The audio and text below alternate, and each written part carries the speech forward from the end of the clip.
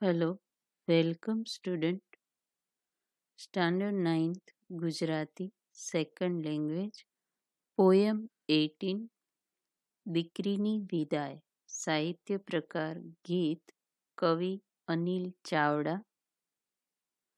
કવિ પરિચય. નામ અનિલ ચાવડા.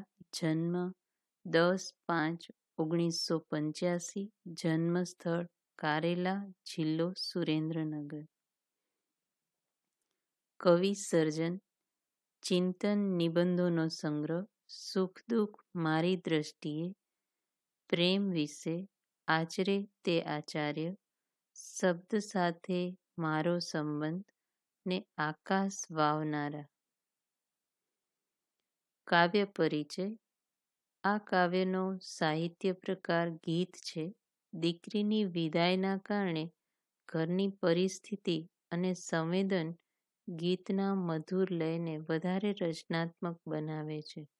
ને લગ્ન પછી દીકરીની વિદાય થતા ઘરમાં અને શેરીમાં વ્યાપી વળતો એક ખાલીપો આ ગીતનું મુખ્ય સંવેદન છે. જે દીકરીએ એના સ્નેહથી ઘર તથા શેરીને હૂંફથી જોડવાનું કામ કર્યું છે, તેના જવાથી ગોખથી જાણે દીવો ચાલ્યો ગયો હોય એવો અનુભવ થાય છે. ને દીકરી એ ઘરનું અજવાળું છે. એ મહેંદી મૂકીને અન્યત્ર ચાલ્યું ગયું છે. એનો અભાવ સ્વજનોને વ્યથિત કરે છે. ઘરના આંગણામાં કરાતી રંગોળીમાં હવે પહેલા જેવી ભાત પડશે નહીં, કારણ કે દીકરી સાસરે ચાલી ગઈ છે. દીકરીની વિદાયથી ઊભા થતા ખાલીપાનું કરુણ અને સુંદર ચિત્ર આ ગીતમાં આલેખાયું છે. આપણે કાવ્ય પઠન કરશું. આટલા વર્ષો જેણે રાખ્યું ઘર હું ફાળું, મહેંદી મૂકી ચાલ્યું આજે ઘરનું એ અજવાળું. દીકરી જાતા એમ લાગતું ગયો ગોખથી દીવો, નહીં સંધાય હવે આ ફળિયું ગમે એટલું સીવો. જેની પગલી પડતા સગડે થઈ જાતું રજવાડું, મહેંદી મૂકી ચાલ્યું આજે ઘરનું એ અજવાળું. રંગોળીમાં પડશે નહીં રે પહેલા જેવી ભાત, દૂર દૂર રે ચાલી જાશે ઘરની આ મીરાત. આંસુથી ભીંજાશે સૌની આંખોનું પરવાળું, મહેંદી મૂકી ચાલ્યું આજે ઘરનું એ અજવાળું.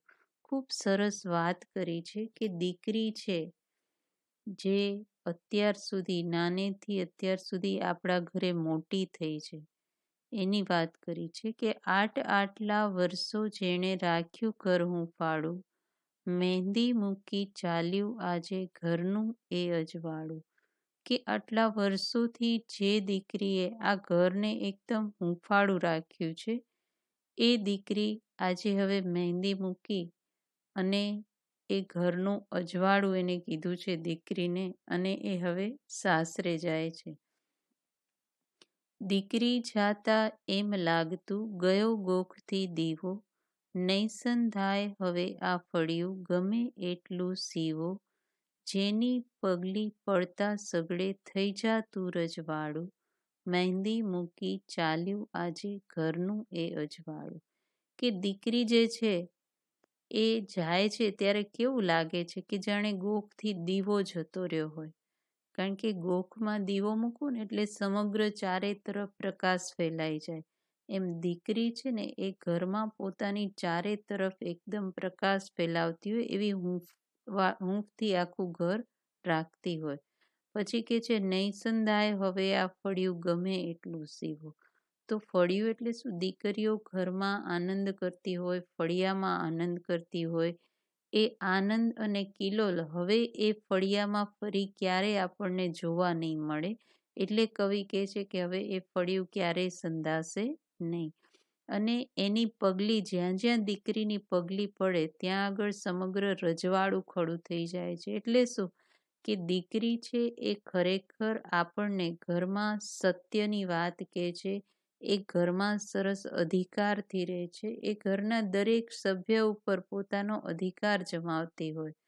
તો એ અધિકાર એવું લાગે કે જાણે દીકરી ખરેખર ઘરનું એક રજવાડું ઊભું કરી દેતી હોય ને એવું વાતાવરણ એ આપણને પૂરું પાડે છે. ને એ દીકરી હવે આજે મહેંદી મૂકી અને સાસરે જાય છે.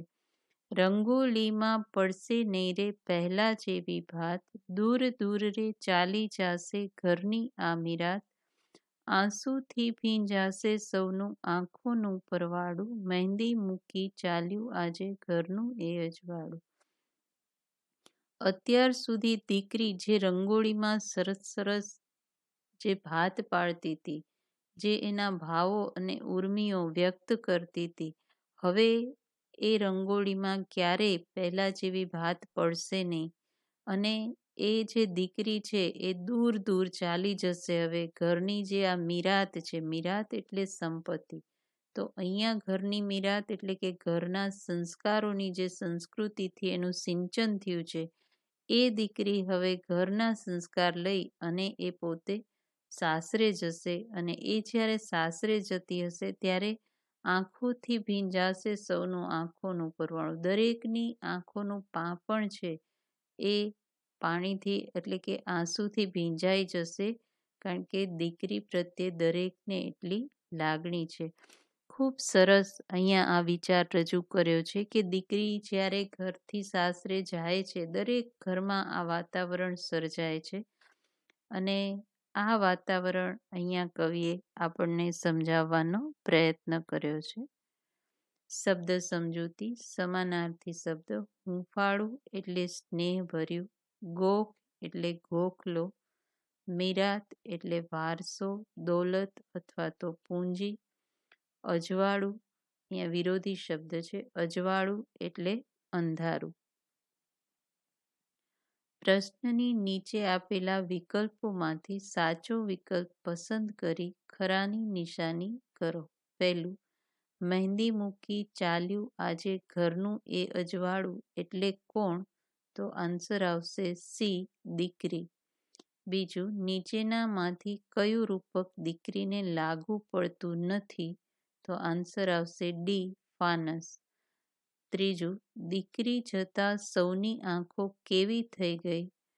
તો આન્સર આવશે બી, ભીંજાઈ ગઈ. અને દીકરી ક્યાં જઈ રહી છે? તો આન્સર આવશે ડી, સાસરે. Thank you.